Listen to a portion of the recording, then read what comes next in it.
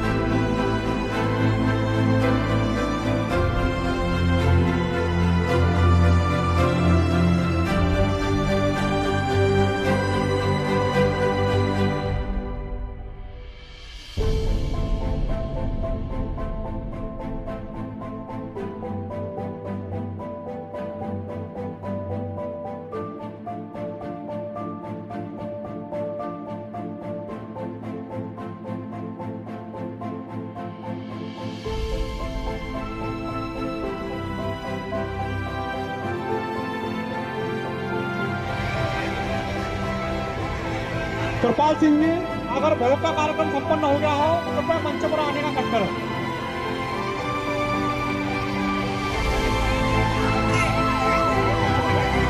मैं मंचासी हमारे समाज को दिशा देने वाले और जन जन का कल्याण करने वाले परम तपस्वी सभी संत महात्माओं के चरणों में सादर वंदन करता हूँ, अभिनंदन करता हूँ। मंचासी हमारे समाज के गौरव और मंच के आसपास आ जाए।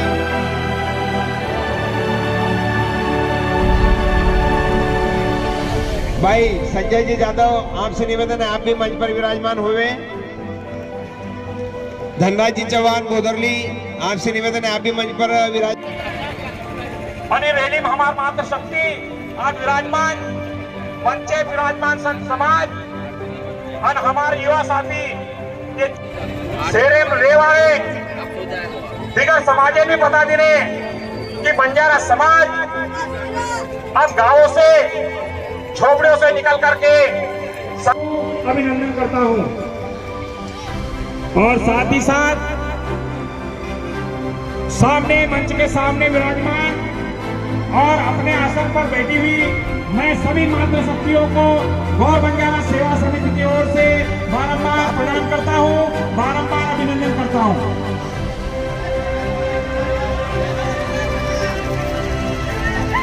जय